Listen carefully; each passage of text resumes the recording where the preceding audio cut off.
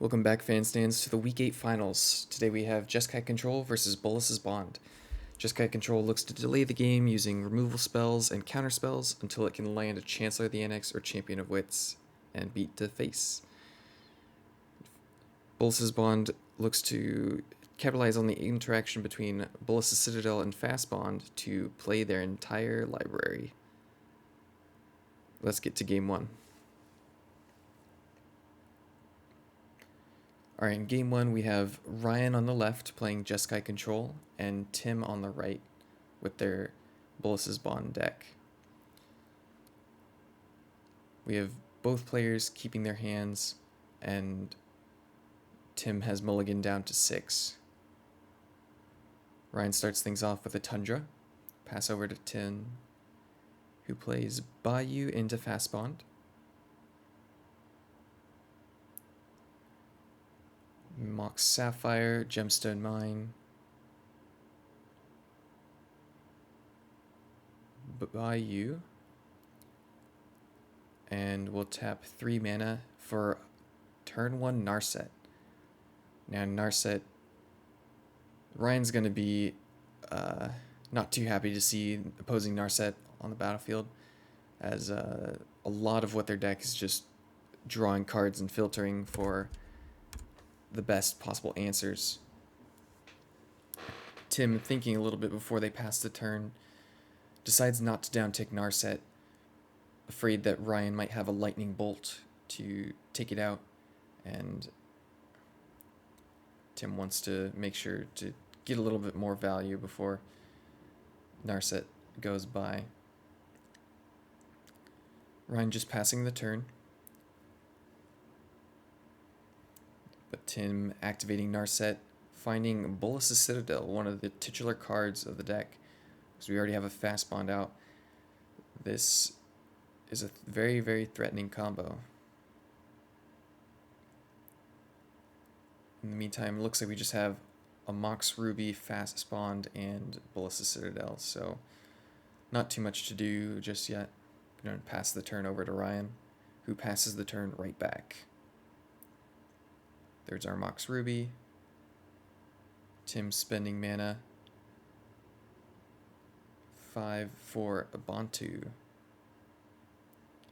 Having a little bit of a read.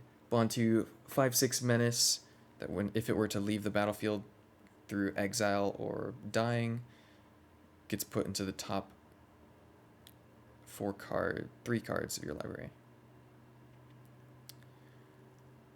On ETB, Tim sacks Fast Bond to Bantu to draw a card, trying to hit enough mana to cast this Bolas' Citadel. Meantime, Ryan's going to Swords to Plowshares the Bantu. It's going to go back into Tim's deck. Third from the top.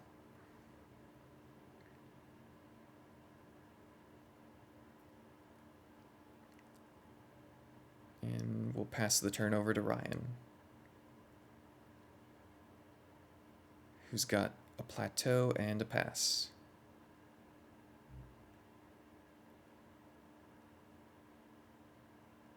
Trop. We've got the 6 mana to play the Citadel now. Enough black sources to do so. And Ryan going to instantly Dovin's Veto. Heck no, we're not letting that card resolve. Jeskai Control doesn't threaten the life total of their opponents very quickly, so spending life to cast spells will just put Tim in way too high of an advantage.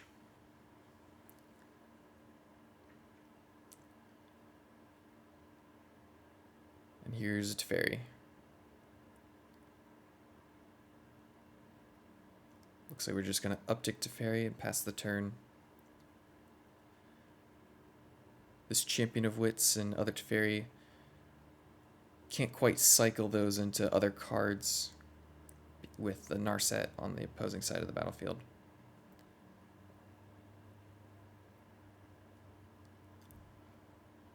Here we have Ramanop Excavator. In the graveyard, we've got a Gemstone Mine. So Ramanop out here, paired with Fast Bond and in Archaeological Dig, actually represents essentially a copy of Channel, but for any color of mana. Here we got Ryan sacrificing an Ipnu Rivulet to mill the top 4 of Tim's library, right on time to get rid of the Bontu that Tim was about to redraw.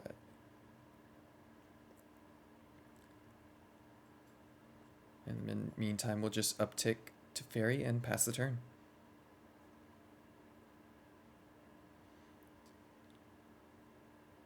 Ooh, now Sahili's a good threat and is going to be respected by Ryan with a counterspell. We'll hit to Fairy, down to 4 loyalty. And cash in another card from Narset. We almost whiffed there, but just barely on the tail end hit Ancestral Recall. Now Ryan is out of counterspells, so this recall is going to be a nice refueling for Tim, who's going to keep deploying threats. These double ramming up beats can get in. And just another land for Ryan.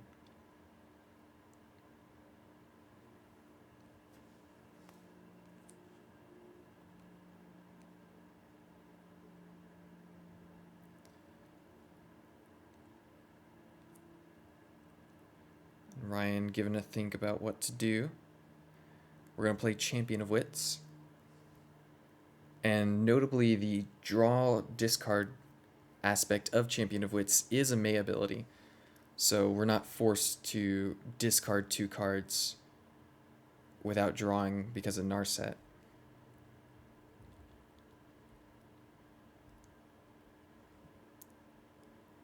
But this Champion of Wits is going to be able to block, and then we'll later be able to come back.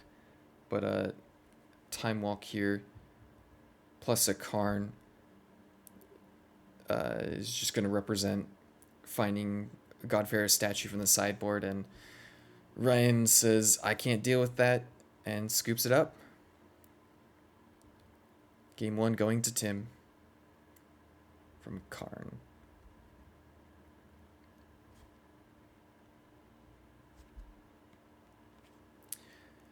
Here in Game 2, got Tim giving a think about their hand. Looks like we have a Mox, Black Lotus, and a Sahili in there. A lot of powerful stuff. Tim again on a mulligan to 6. We've got Ryan revealing a Chancellor of the NX. Gonna slow down Tim's game plan into a Tundra. Tropical. We'll pay for Chancellor to keep our Ruby. Cast Black Lotus into Narset. Turn 1 both games, shutting down a significant portion of Ryan's advantage. And we'll go digging right away. Finding Wheel of Fortune. And now Ryan has to keep up counterspell mana. Has to interact with the ever-looming threat of this Wheel of Fortune.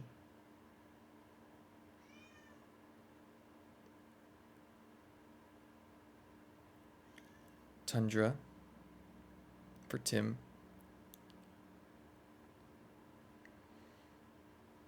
Thinking about the cards in hand. Ryan's got about 5 or 6 cards. Tim knows that if he casts Wheel of Fortune here, it's highly likely to be countered. Ryan having both double blue and blue-white available. Thinking about which spell's more important to resolve. I've got 3 choices here. The Ramanop, the Sahili, and that Wheel of Fortune.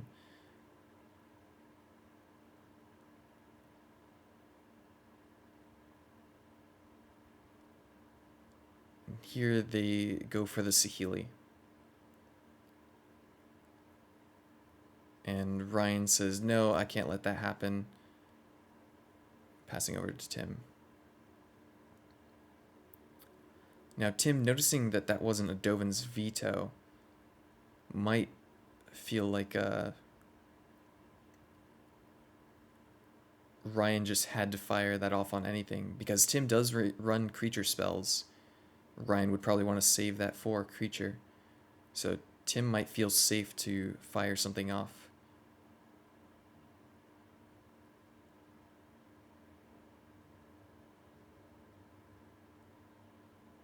We've got a Mox Pearl.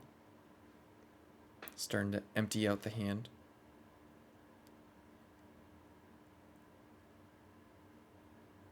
And go for Ancestral Recall, but a nicely timed mental misstep is going to say no to that.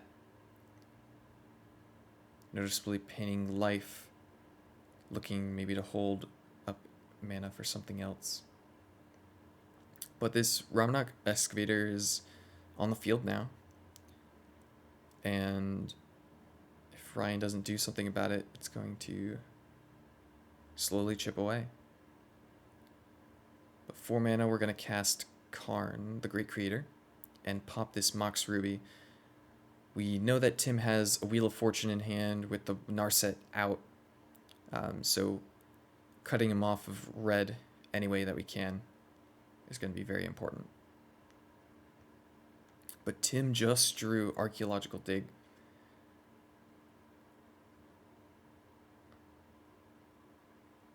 Which, paired with Ramunap, can keep coming back to the battlefield. And if Tim ever finds a fast bond, which with this Demonic Tutor, they will be able to.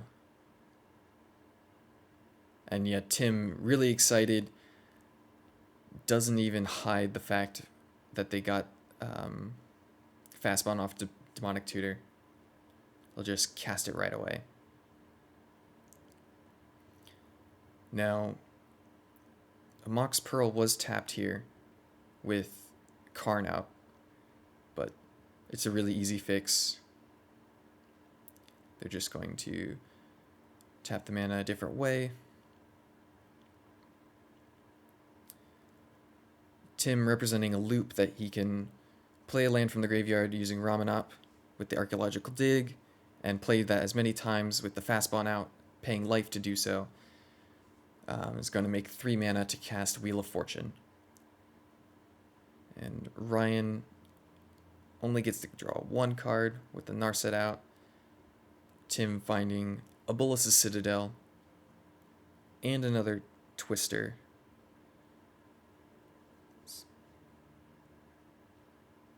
Likely going to be able to lock this up, paying 6 life for the Citadel. And with the combo assembled, Ryan concedes. Congratulations, Tim.